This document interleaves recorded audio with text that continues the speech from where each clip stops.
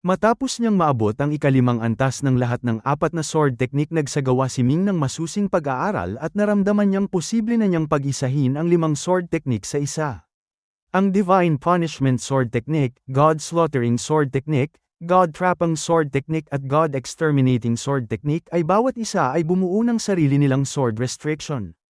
Sa sandaling ito, ang apat na sword restriction ay mabilis na nagsimulang maghiwa-hiwalay at sa ilalim ng pagkalkula ng 8-element calculation formation, dahan-daang nagsanib patungo sa pagbuo ng Divine Punishment Sword Restriction. Lumipas ang isang araw, dalawa, tatlo at sa loob ng 9 na araw ay tuluyang nagkaisa ang apat na sword restriction at naging isang sword restriction na nasa antas ng mid-thousand restriction.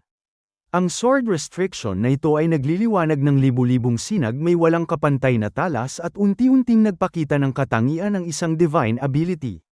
Napuno ng kagalakan si Ming dahil alam niyang kumpara sa 5 Emperor Sword Technique, ang Divine Punishment Sword Array ay mas angkop para sa pagtatayo ng mga killing formation, kaya mas madali itong gawing isang ganap na divine ability. Nagpatuloy siya sa paggamit ng 8-element calculation formation upang pag-aralan ito at makalipas ang mahigit 20 araw ay isang makinang at malinaw na binhi ng divine ability ang lumitaw. Ito mismo ang Divine Punishment Finger na nasa ika-8 pwesto sa Divine Ability Ranking.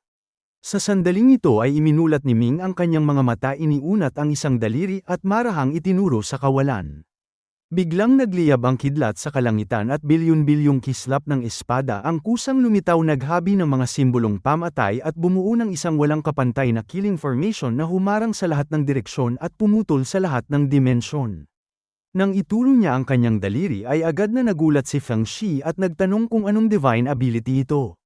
Sumagot si Ming na ito ang Divine Punishment Finger. Pinuri ito ni Feng Shi at sinabing napakabigat ng killing intent ng divine ability na ito at malamang na walang sinumang nasa parehong antas ang makakatagal kahit isang saglit laban sa kanya. Hindi naman naging mayabang si Ming at sinabing hindi mabilang ang malalakas sa mundo at ang mga tunay na makapangyarihan ay hindi lamang madaling makatagpo. Kapag naabot na niya ang Dharma Martial Soul ay saka pa lamang siya mangangahas na mag-isip ng ganoon. Nang tanungin ni Feng Shi kung magpapatuloy pa siya sa pagsasanay ng mga divine ability ay tumango si Ming. Ipinaliwanag niyang mayroon siyang ilang divine level technique at nais niyang subukan kung maaari siyang mag-extract ng divine ability mula sa mga ito. Sang-ayon naman si Feng Shi at sinabing ang mga divine ability na sariling nauunawaan ay tinatawag na primordial divine ability ng mga martial artist at kumpara sa mga divine ability na nabubuo sa pamamagitan ng paggamit ng binhi ng divine ability ay mas malakas ang mga ito at mas makabubuti sa hinaharap na cultivation. Sa panahong pinamamahalaan ni Feng Shi ang mga gawain ay nagkaroon si Ming ng pambihirang pagkakataong makapagpahinga at nakapag-focus sa kanyang pagsasanay. Una siyang nag-extract ng isang napakalakas na divine ability mula sa grafting technique na tinawag niyang Grand Puppetry Art na may kakayahang direktang kontrolin ang kalooban ng isang tao at gawin itong isang sunod-sunurang puppet incarnation. Pagkatapos ay mula naman sa Sky Soaring Divine Technique ay na-extract niya ang Sky Soaring Strike, mula sa Grand Celestial Sword Technique ay ang Celestial Sword Wheel at mula naman sa ilang divine level technique na nakuha niya noon sa Book World, ang Heaven Stealing Divine Technique at ang Blood Shadow Divine Technique, ay na-extract niya ang Heaven Stealing Palm at ang Blood Light Kill. Umabot ng mahigit 1 buwan ang pag-extract ng mga divine ability na ito, ngunit ang bilis na ito ay talagang pambihira at labis na nakasalalay sa kanyang 8-element calculation formation dahil kung wala ito ay hindi niya magagawang mag-extract ng kahit isang divine ability. Nang handa na sana siyang tumigil ay biglang sumulpot ng sabay-sabay ang napakaraming impormasyon ng Blood Clan na nakuha niya mula sa Blood River. Sa isang iglap ay naunawaan ni Ming na maaari siyang mag-extract ng 3 napakalakas na divine ability mula rito. Gayunman hindi niya gaanong nagustuhan ang mga divine ability ng Blood Clan kaya pinigilan niya ang kanyang sarili at hindi ito sinimulang sanayin. Ngunit pagkatapos ay may isang napakatandang alaala ang biglang sumulpot at itinulak palayo ang mga alaala ng Blood Clan. Naguluhan si Ming kung saan ito nanggaling, ngunit hindi nagtagal ay naunawaan niyang ang alaalang ito ay nagmula sa dugo ng napakalaking ulo sa Xuanshan Great World at ang dugo nito ay naglalaman ng napakaraming impormasyon. Napagtanto ni Ming na ang kabihasnan ng Blood Clan ay ganap na nakaimbak sa dugo at malamang na ang may-ari ng ulo ay nagsanay rin ng katulad na teknik kaya ang dugo nito ay puno rin ng napakalawak na impormasyon. Ngunit dahil hindi pa siya formal na nagsanay ng anumang teknik ng Blood Clan ay pansamantala niyang hindi ito kayang i-extract. Dahil dito ay nagpa siyang formal na sanayin ng mga teknik ng Blood Clan upang may hayag ang pagkakakilanlan at mga lihim ng ulo dahil sa kanyang kalooban ay pakiramdam niyang napakahalaga nito. Samantala habang si Ming ay abala sa kanyang tila walang katapusang pagsasanay ay patuloy ang malaking pagbabago sa Tianyuan Continent. Ang lihim na plano ni Yuan Xiantian at Shui Lingyu ay nabunyag sa Divine Lands at sa 5 Imperial Dynasties kaya agad na kumilos ang iba't ibang malalaking puwersa. Sa loob ng Yitang Palace ni Shui Huang ay biglang lumitaw ang isang lalaking nakaputi. Sa kanyang tabi ay isang babaeng nakapula na ang kagandahan ay walang kapantay kahit si Shui Huang ay hindi makapantay dito. Sila ay walang iba kundi sina Yuan Xiantian at Shui Lingyu. Ang kanilang mga mukha ay medyo malabo dahil hindi sila personal na dumating kundi mga projection lamang ng kanilang kalooban. Nakayuko si Shui Huang at kitang-kita ang pagkabigo sa kanyang munting mukha. Inamin niya sa kanyang ama na siya ang nagkamali at hindi dapat niya sinabi ang sikreto. Mahina hong sinabi ng kanyang ama na kahit hindi niya ito sinabi ay malalaman din nila ito sa kalaunan. Ipinaliwanag nitong ang Divine Lands ay hindi gaanong problema dahil gaano man nila ito pilitin ay hindi sila mangangahas na tunay na lumaban. Ang ikinababahala lamang niya ay kung ano ang gagawin ng Divine Lord. Sumagot si Shui Lingyu na ang Divine Embryo ay kontrolado na nila kaya ano pa ang magagawa nito. Dahil nasimulan na nila ito wala nang atrasan at wala na silang ibang magagawa kundi ipagpatuloy ang landas na tinahak nila. Ang tanging sandala ng Divine Lord ay ang Divine Embryo at kung wala ito ay mawawala ng saysay ang lahat ng kanyang mga pangarap isang dagok na mas masakit pa kaysa sa kamatayan. Kaya kahit malaman pa nitong nagtatrabaho lamang ito para sa iba ay hindi ito maaaring huminto dahil ang paghinto ay nangangahulugan ng tuluyang pagkawala ng pag-asa. Nagtanong si Shui Huang kung posible kayang mawala ng pagpipigil ang Divine Lord at gumawa ng hindi makatuwirang hakbang. Nang marinig ito ay natahimik si Yuan Xiantian at pagkatapos ay sinabing kailangan niyang pumunta at personal na kausapin ito. Habang nagkakatipon ng pamilya ni Shui Huang sa loob ng lihim na silid ng Hutu Hall ay nakaupo roon ang Divine Lord walang anumang ekspresyon sa mukha.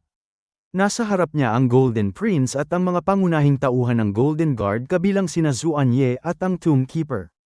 Malungkot na sinabi ng Tomb Keeper na kailangan na nilang itigil ito dahil nagtatrabaho lamang sila para sa iba. Sumang-ayon naman ang Golden Prince at sinabing maaari nilang talikuran ang Divine Embryo at humanap ng ibang paraan. Sunod-sunod din ang paghimok ng iba pang opisyal ngunit ang Divine Lord ay hindi umimik. Nang matapos na ang lahat ay saka lamang siya nagsalita at nagtanong kung inaakala ba nilang hindi niya alam na ito ay isang bitag na itinakda ng iba. Nagulat ang lahat at napagtantong alam pala ito ng Divine Lord. Nagtanong si Zuan Ye kung bakit pinayagan pa rin niyang mangyari ito kung alam na niya. Malamig nang umiti ang Divine Lord at ipinaliwanag na ang kanyang target ay ang Divine Embryo kaya gagamitin niya ang sitwasyon sa kanyang kalamangan. Bagamat ang Divine Embryo ay lihim na kinontrol ni Yuan Xiantian at Shui Lingyu ay hindi ito nangangahulugang hindi na sila mapapaalis doon. Ipinahayag niyang naabot na niya ang antas ng Indestructible Soul sa grafting technique at kung gagamitin pa niya ang kapangyarihan ng 5 Elements Blood Sacrifice ay hindi magiging mahirap na mabawi ang kontrol sa Divine Embryo. Tuwang-tuwang nagtanong ang Golden Prince kung naabot na talaga ng kanyang ama ang pinakamataas na antas ng grafting technique. Tumango ang Divine Lord at sinabing sa antas na ito ay kaya na niyang paandarin ang Indestructible Divine Form upang sakupin ang kalooban ng Divine Embryo at palayasin sina Yuan Xiantian at Shui Lingyu. Ngunit nagtanong ang Golden Prince kung saan sila kukuha ng mga taong nasa Longevity Realm na kailangan para sa 5 Elements Blood Sacrifice dahil bagamat madaling humanap ng mga ordinaryong tao ay mahirap makahanap ng mga master sa Longevity Realm.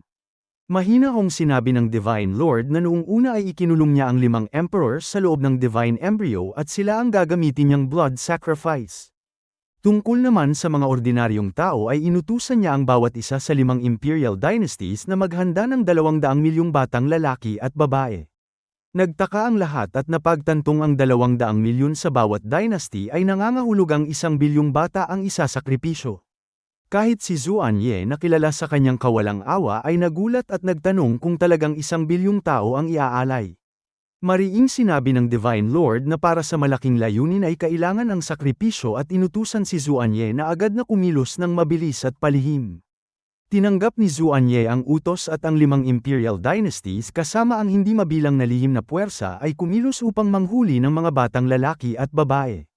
Sa pamamagitan ng mga formation ay sunod-sunod na ipinadala ang mga ito sa Hutu Imperial Dynasty at pagkatapos ay isinilid sa Divine Kingdom ng Divine Lord.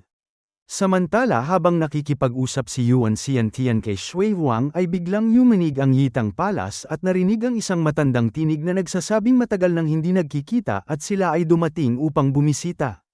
Hindi nagbago ang ekspresyon ni Yuan Xiantian at mahina kong sinabing isang karangalan ang pagdalaw ng mga Divine Ruler ng Divine Lands.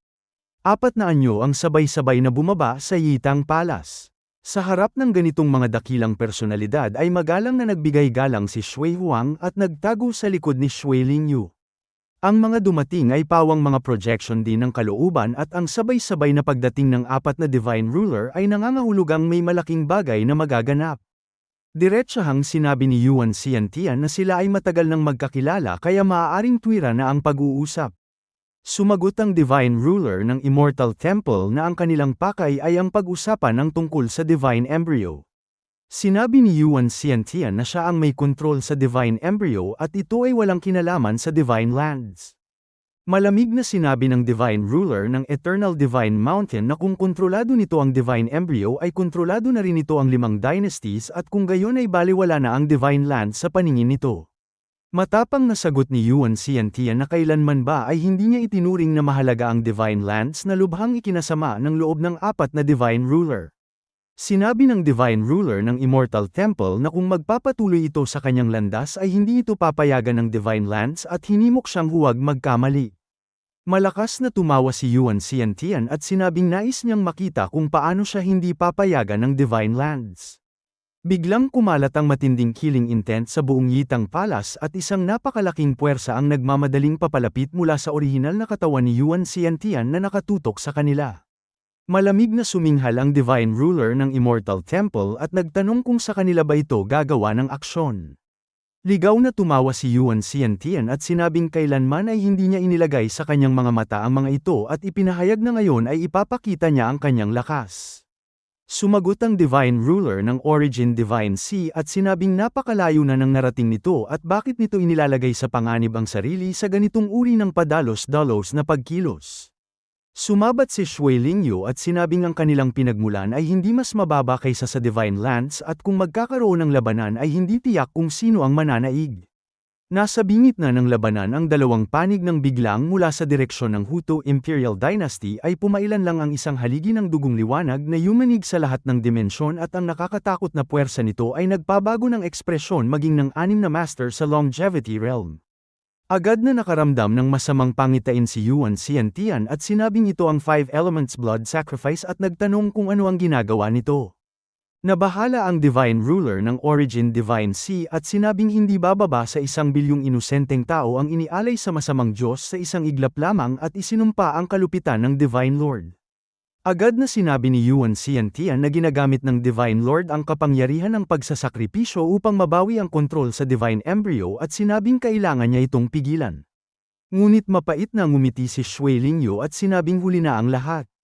Sa parehong sandali ay pinaandar na ng Divine Lord ang grafting technique at ginamit ang enerhiya ng 5 Elements Blood Sacrifice upang malampasan ang pinakabuod ng Divine Embryo.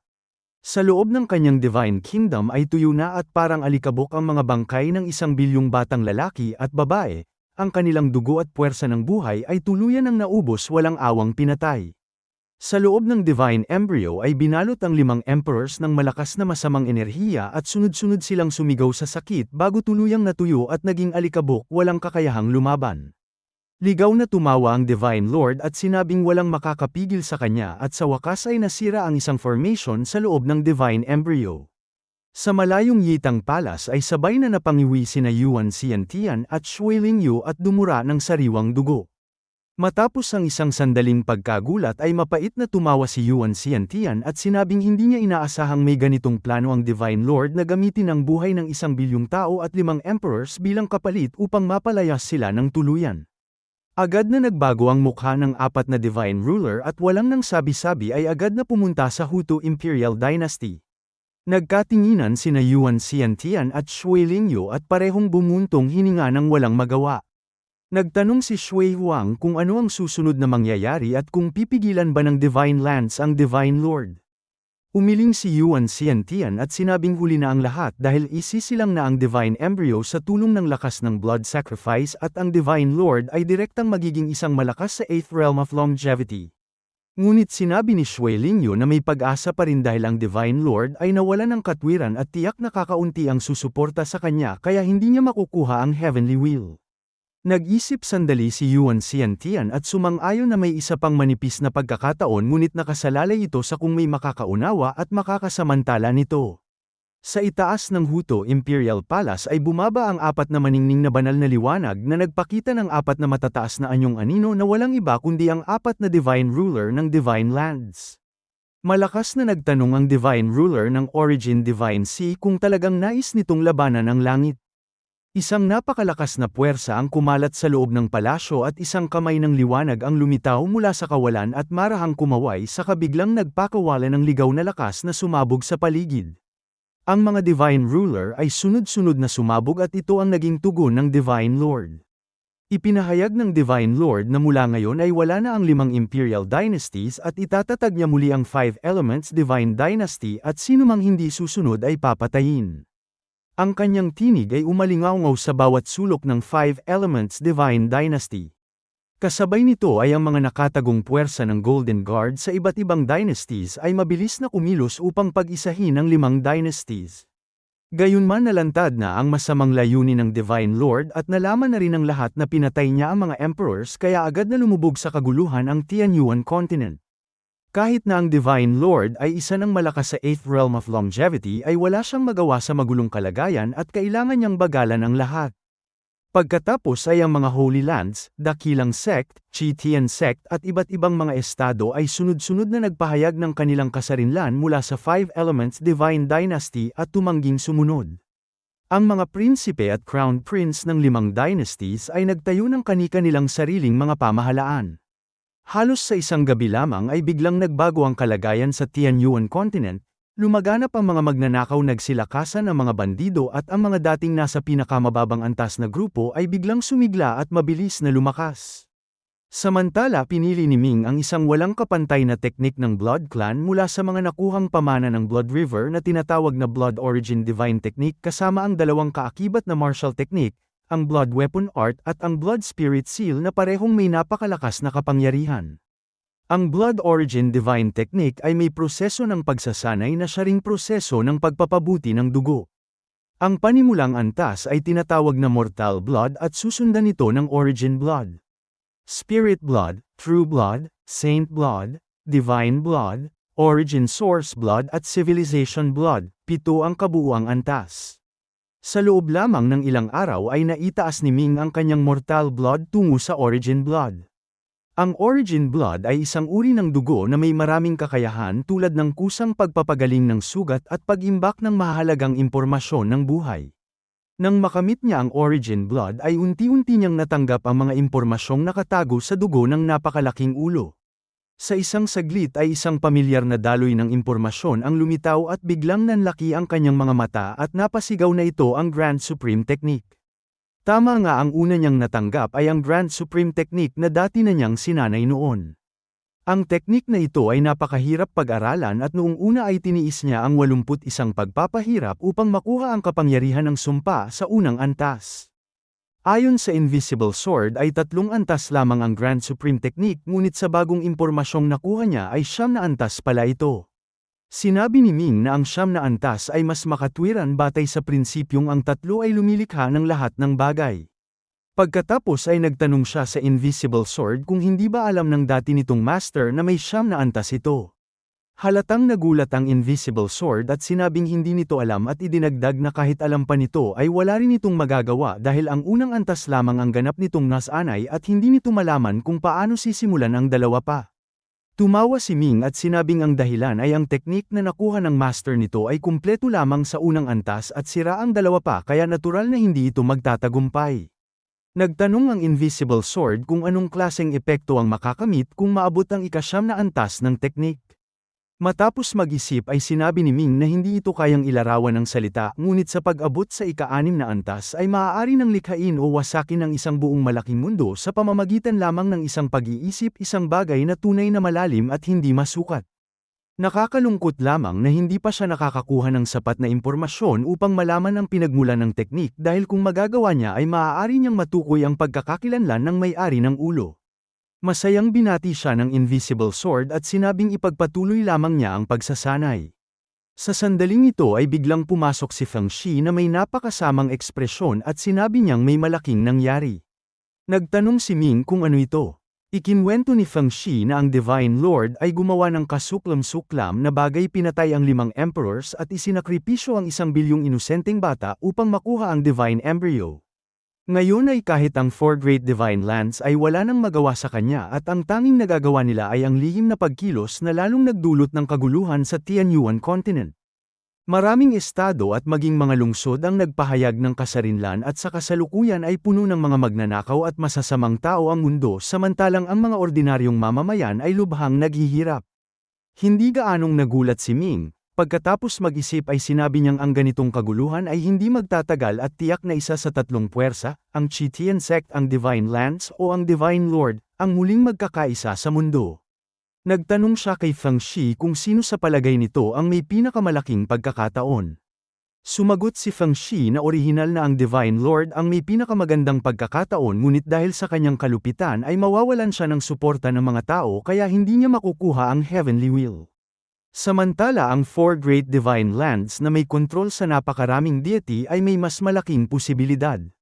Ngunit hindi rin dapat maliitin ang Chitian Sect dahil tiyak na gagawa rin sila ng malalaking hakbang upang sakupin ang mga teritoryo. Tumango si Ming at sinabing ang 3 puwersang ito ay hahati sa Tianyuan Continent at bubuo ng isang tatsulok na balanse na magtatagal hanggang sa may isang puwersang maging sapat na malakas upang sirain ito o di kaya ay isang panlabas na puwersa ang pumasok at pilit na wasakin ang balanseng ito. Bumuntong hininga si Feng Shi at sinabing sa pagkamatay ng kanyang kapatid ay tapos na ang Asher Dragon Imperial Dynasty. Inalo siya ni Ming at sinabing maging ang 5 Elements Divine Dynasty ay bumagsak din kaya hindi ito dapat ikagulat at pinayuhan itong huwag masyadong mag-alala. Sinabi ni Feng Shi na tapos na niya ang mga gawain sa Lingzhou at sa kasalukuyan ay ito ang pinakaligtas at pinakapayapang lugar kung saan ang mga tao ay buong pusong sumusuporta sa Haotian Sect. Ang mga natitirang gawain ay maaari nang ipaubaya sa kanya dahil kailangan niyang bumalik sa Asher Dragon Imperial Dynasty upang tulungan ang pamilyang Feng na muling itayo ang dinastiya. Kumunot ang noo ni Ming at sinabing napakahirap na muling itayo ang Asher Dragon Imperial Dynasty at ang pinakamainam na mangyari ay ang maging isang malaking estado lamang ito. Tumango si Feng Shi at sinabing gagawin niya ang lahat ng kanyang makakaya dahil siya ay isang Feng pa rin. Ipinaalala niya kay Ming na samantalahin ang kaguluhan bilang isang pambihirang pagkakataon para sa Haotian Sect. Sumagot si Ming na nauunawaan niya ito at pinayuhan si Feng Shi na mag-ingat, huwag makipaglaban sa Divine Lord at huwag lubos na magtiwala sa kanyang mga kamag-anak.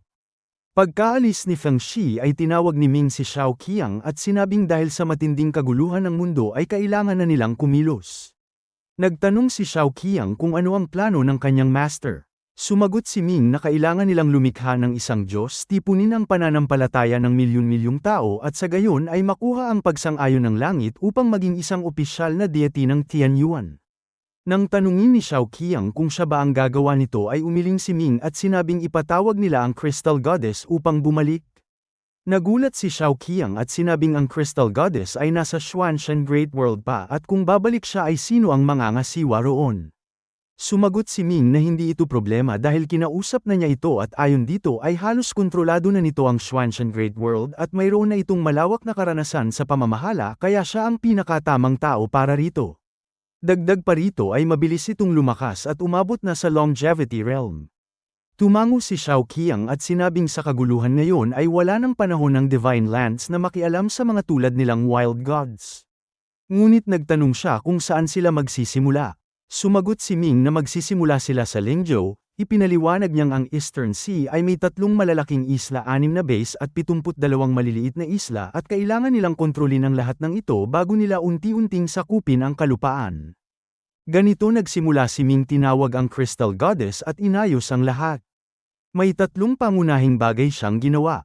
Una, ipinagpatuloy niya ang estratehiyang ginamit sa Lingzhou na paggamit ng pera upang makuha ang puso ng mga tao. Pangalawa, lalo niyang pinalakas ang Sky Captors at mas pinagbuti ang pagpaparusa sa kasamaan.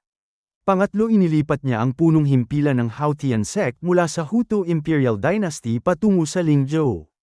Ang dahilan ng pag-iwan sa Central Capital ay dahil itinuturing ng Divine Lord na isang malaking tinik sa kanyang lalamunan ang Haotian sect, kaya tiyak na gagawin nito ang lahat upang puksain ito, kaya masyadong mapanganib na manatili roon. Sa ilalim ng pamumuno ni Ming at Xiao Qiang ay mabilis na kumilos ang buong Haotian sect. Ang una nilang ginawa ay ang pagdating ng Crystal Goddess na tunay na yumanig sa Eastern Sea. Isang araw ay maganda ang panahon at walang ulap sa kalangitan. Biglang may isang banal na liwanag na bumaba mula sa langit at isang diyosa ang bumaba mula sa himpapawid na napapaligiran ng walang hanggang liwanag na nagliwanag sa lahat ng direksyon. Ang bawat taong nakakita nito ay nakarinig ng magagandang tinig at nakaamoy ng mababangong halimuyak na nagpagaan ng kanilang pakiramdam. Sinabi ng mga tao na isang Diyos ang bumaba sa lupa at ang mga ordinaryong mamamayan na hindi pa kailanman nakakita ng tunay na Diyos ay puno ng pananabik at sigla at mabilis nilang ipinamalita ito sa isa't isa. Ang lahat ay pumunta sa mga bukas na lugar at tiningala ang Diyos sa langit sa kasunod-sunod na lumuhod. Ang Crystal Goddess ay nanatiling kasing dalisay ng kristal at may walang kapantay na kagandahan. Nang dumating siya ay agad itong nalaman ni Ming at dali-dali niyang iniwan ang kanyang ginagawa at sumali sa karamihan. Lihim siyang nagpadala ng mensahe sa kanya at sinabing bigyan ang bawat mamamayan ng Lingzhou ng isang Feitian Divine Coin. Marahang tumango ang Crystal Goddess at sa isang kumpas ng kanyang kamay ay bumaba ang bilyon-bilyong banal na sinag na lumapag sa bawat kamay. Sa isang iglap ay ang bawat tao sa Lingzhou ay may hawak ng isang Feitian Divine Coin. Tuwang-tuwa ang mga tao at buong pasasalamat at lumuhad sa Crystal Goddess, pinupuri ang kanyang kabutihan. Matapos ang kanilang palabas, sinabi ni Ming na ngayon ay nasa kamay na niya ang lahat at dahil mas may karanasan ito sa pangangalap ng pananampalataya at pamamahala sa mga tao ay ipinauubaya na niya ito at kung kailangan ng pera ay magsabi lamang. Ngumiti ang Crystal Goddess at sinabing nabuksan na niya ang pasukan sa Treasure World sa Xuanshan Great World at nakakuha siya ng napakalaking yaman na sapat upang magamit. Nagulat si Ming at nagtanong kung talagang nabuksan na nito ang pasukan at kung gaano kalaki ang nakuhang yaman. Sumagot ang Crystal Goddess na kamakailan lamang ito nangyari at hindi pa niya naipapaalam, ngunit ang nakuhang yaman mula sa Treasure World ay katumbas ng halos 300 milyong longevity coins. Muntik nang mapatalon si Ming sa labis na pagkabigla. Ang isang longevity coin ay katumbas ng 36,000 Feitian coins, kaya ang 300 milyong longevity coins ay mahigit 200 trilyong Feitian divine coins. Sa sobrang laki nito ay naisip niyang hindi niya ito kayang gastusin lahat.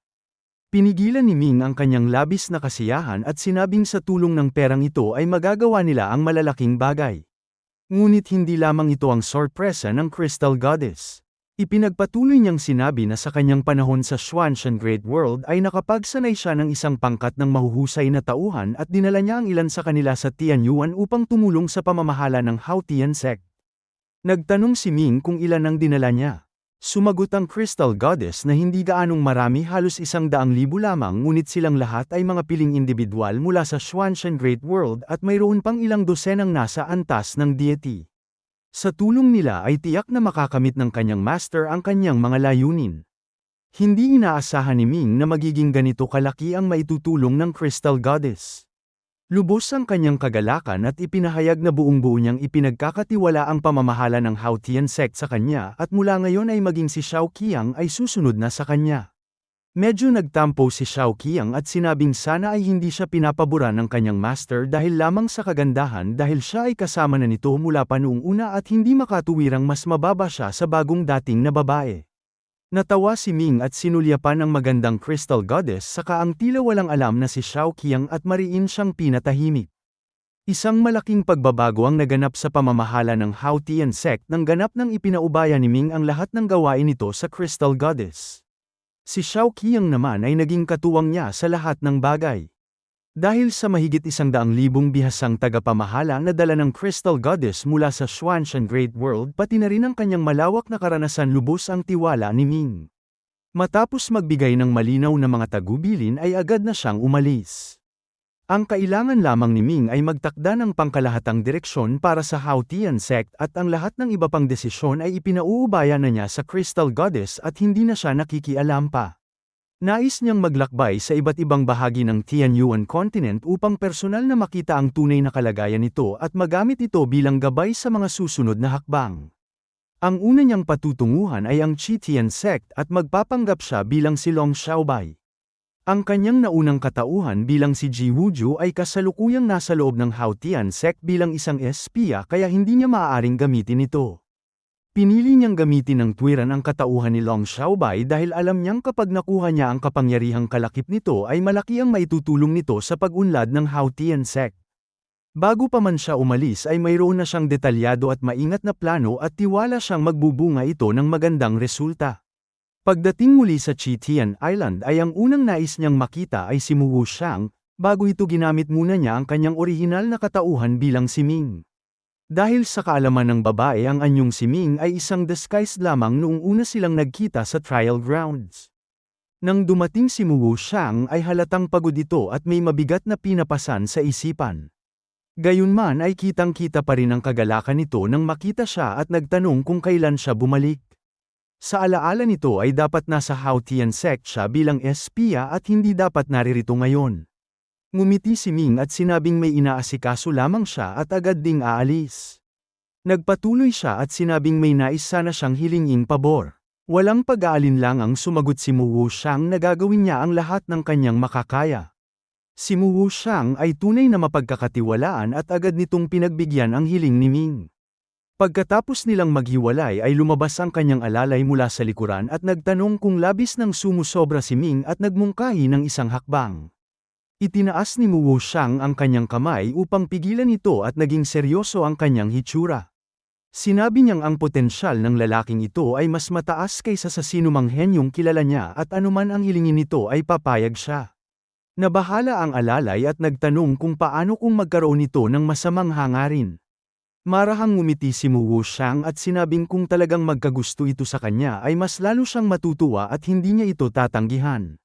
Natigilan ang alalay sa narinig, sa paningin nito ay madaling lapitan ang prinsesa ngunit sa totoo ay napakataas ng kanyang pamantayan at hindi kailanman pinansin ang mga henyo mula sa Four Great Divine Lands. Alam ng alalay ang dahilan, lumaki ang prinsesa sa Three Sovereigns Great World at nakakita ng tunay na mga henyo kaya ang tinatawag na mga henyo ng Tianyuan continent ay walang halaga sa kanyang paningin.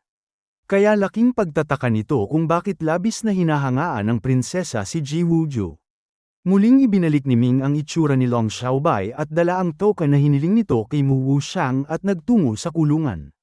Sa loob ng kulungan ay nakakulong ang isang pambihirang nilalang isang halimaw na palaka na nasa ikatlong pwesto ng Tianyuan 9 Demons at nasa third realm of longevity.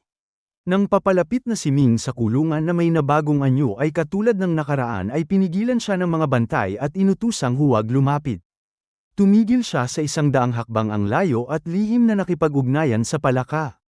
Hindi nagtagal ay narinig niya ang tinig nito na nagsasabing sa wakas ay bumalik na siya at akala nito ay hindi na niya tutuparin ang pangako. Malamig na ngumiti si Ming at nagtanong kung paano siya nakilala nito gayong nagbago ang kanyang mukha. Ipinaliwanag ng palaka na natatangi ang aura ng bawat tao sa kanyang paningin. Nagtanong ito kung sinanay na ni Ming ang Grand Luo Divine Technique. Sumagot si Ming na hindi pa ngunit nagdesisyon na siyang tulungan itong makatakas.